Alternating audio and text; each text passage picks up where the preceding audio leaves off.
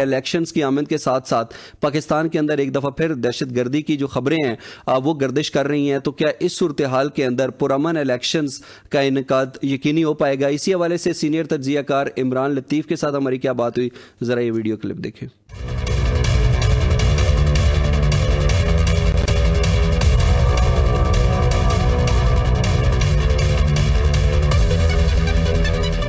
जी नाज़रीन, 8 फरवरी को पाकिस्तान में आम इंतखाबात होने के लिए जा रहे हैं, इसी हवाले से बात करेंगे। इमरान भाई, ये बताएं कि एक तासर ये पाया जाता है कि इन इंतखाबात के अंदर जो पाकिस्तान तहरीक इंसाफ है उसको बिल्कुल आपने गेम से आउट कर दिया, पाकिस्तान पीपल्स पार्टी को भी महदूद कर दी है, और जो पाकिस्तान मुस्लिम लीग नून है उसके ऊपर इस्टेब्लिशमेंट का फेवरेट लाडला और इस्टेब्लिशमेंट की फेवरेट जमात का लेबल भी लग चुका है, और कहा जा रहा है खुला ग्राउंड है, कोई मद्दे मुकाबल नहीं है, खुल कर खेलें। तो आप क्या समझते हैं कि इन इंतखाबात के बाद क्या सियासी अदम इस्तेहकाम का खात्मा हो पाएगा? Thank you very much. असल में सच बोलूं या झूठ बोलूं? नहीं, बिल्कुल सच। सच तो ये है कि अगर इसी सिनेरियो का आप कप्तान के दौर में आप अगर रिवर्स चले जाते हैं इमरान खान की गवर्नमेंट में, तो वो भी तो लाडला ही थे ना। उस वक्त भी मेरा ख्याल है कि जब पिच खाली थी तो उस पिच के ऊपर सिर्फ ये डी चौक में आपको सिवाय पीटीआई और तारिक कादरी इसके अलावा कुछ नजर नहीं आता था। ये लाडले बदलते रहते हैं, मौसम जैसे बदलता है, सियासी मौसम भी बदलता रहता है, लेकिन हमने इस वक्त देखना ये कि ये इलेक्शन ज़रूरी क्यों है। इलेक्शन ज़रूरी इसलिए है कि हम इस वक्त पूरी दुनिया में एक मजाक बन के रह गए। हम सफ़र कर रहे हैं, एक आम आदमी सफ़र कर रहा है, एक रोड पे बैठा आदमी सफ़र कर रहा है, एक बिजनेस टाइकून बैठा सफ़र कर रहा है। जब तक आपके इस कंट्री के अंदर ये इलेक्शन नहीं होते तब तक कोई स्टेबिलिटी नहीं आती। कौन किसका प्यारा है, कौन किसका लाडला है, किसको नहीं पता। आपको नहीं पता, आवाम को नहीं पता, आजकल के छोटे छोटे बच्चों को पता कौन किसका लाडला। मेरा मतलब ये है कि हमें इस चीज़ से गर्ज नहीं होनी चाहिए कि कौन किसका लाडला है। हमें इस चीज़ से गर्ज होनी चाहिए कि मुल्क को स्टेबल करें, इकानमी को स्टेबल करें, मुल्क को उस तरफ लेके चलें जहाँ पे कोई बेहतरी है। देखें, रियल एस्टेट आपकी ख़त्म हो चुकी है, बिजनेस आपका ख़त्म हो चुका है, ओवरसीज़ जो है वो एक पैनी पैसा आपके मुल्क में लगाने के लिए तैयार नहीं है। बड़े बड़े बिजनेसमैन ऐसे ऐसे सफ़ेद पोश जिनको मैं जानता हूँ जो बड़ी बड़ी लेक्सस गाड़ियों में फिरते थे, वो अपनी वॉचेस, अपनी कीमती घड़ियाँ बेच के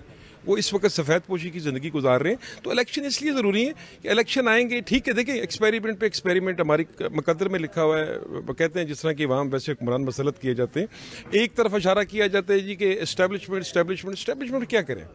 स्टैब्लिशमेंट ने मुल्क को देखना है, सरहदों को देखना है, तो स्टैब्लिशमेंट ने जाहिर है मुल्क के अंदर पॉलिटिकल अगर उनके विंग बने हुए हैं तो वो क्यों नहीं ऑपरेट करेंगे। बिल्कुल सही। एक वक्त में हम सुनते थे कि रॉ और एनडीएस जो अफगानिस्तान की और हिंदुस्तान की खुफिया एजेंसी है, इनका गठजोड़ है, नेक्सस है, ये पाकिस्तान मुखालिफ कार्रवाइयाँ करते हैं।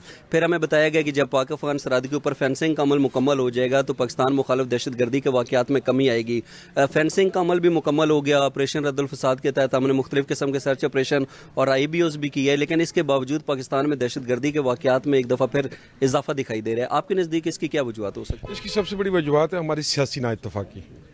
फिर इसकी सबसे बड़ी वजूहत है कि जब अमेरिका और चाइना का इंटरेस्ट आपके यहाँ डेवलप होता है तो ये बलूचिस्तान से चिंगारी उठती है और जो पूरे पाकिस्तान को जला देती है।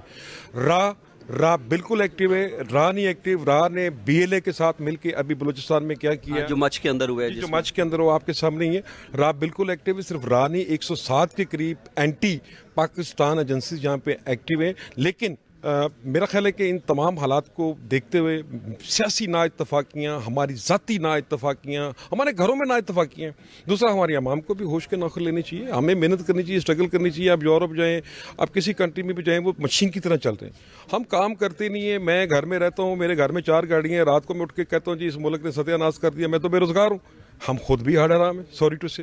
आपने जैसे मुख्तलिफ मसाइल का इशारा किया, आपने बताया उस हवाले से, तो आप समझते हैं कि अगर इंतखाबात इतने ज़रूरी हैं तो इन इंतखाबात के बाद पाकिस्तान के अंदर माशी इस्तेहकाम आएगा?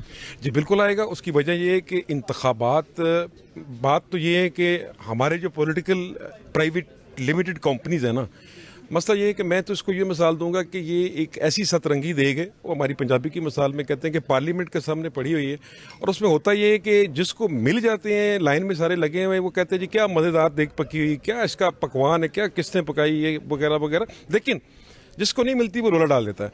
इलेक्शन होना ज़रूरी है। मेरी तरफ से नून लीग आए, मेरी तरफ से कोई भी आए, और जब तक इलेक्शन नहीं होगा आप इस वक्त खाना जंगी की हालत में है।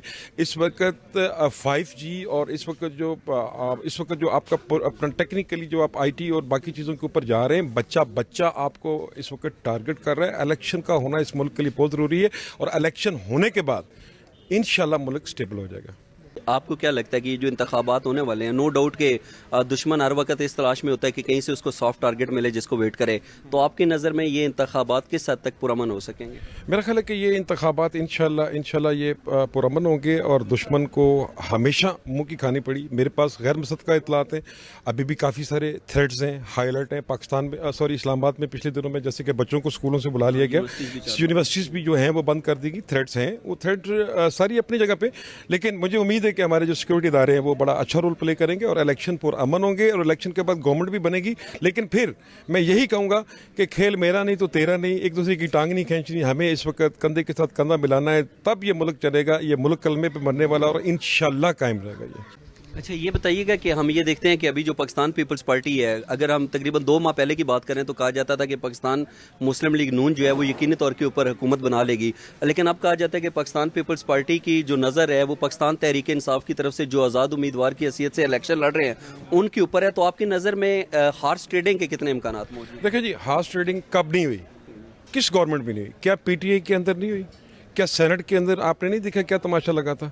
इसी तरह हार्स ट्रेडिंग होती रही है, होती आएगी। रही आज़ाद उम्मीदवारों की, उनकी बड़ी अहमियत है, क्योंकि नून लीग उस फुटेज पे नहीं है जिस फुटेज पे पहले किसी दौर में थी।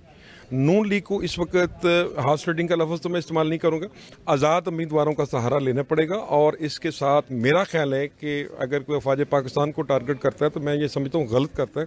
हमें इस वक्त सबको मिलकर मुल्क को बचाना चाहिए। गवर्नमेंट चाहिए, जमहूरियत चाहिए। जब तक जमहूरियत नहीं आएगी आपके साथ IMF नहीं चलेगा, जब तक जमहूरियत नहीं आएगी आपके साथ चाइना नहीं चलेगा। मैं खुद पिछले दिन एक विजिट पर गया हुआ था डेलीगेशन में जर्नलिस्टों की, तो चाइना हमसे बहुत डिस्टर्ब है। मतलब अमेरिका के बाद अब चाइना ही है ना बेसिकली, तो इकोनॉमिकल सुपर पावर है इस वक्त। तो सारी कंट्रीज ये देख रही कि इन्हों का घर तो वसिया कोई नहीं, इन्हों का घर तो कोई मालिक कोई नहीं, कोई जिम्मेदार कोई नहीं। हमारे यहाँ तब को आएगा, हमारी दुकान में जब सामान होगा हम बेचना शुरू करेंगे। जब हमारे पास सामान ही नहीं है, हमारा चौकीदार ही नहीं है, तो कहाँ से आप क्या बात करते हैं? इलेक्शनों का होना बहुत ज़रूरी है, चाहे वो नवाज लीग का है।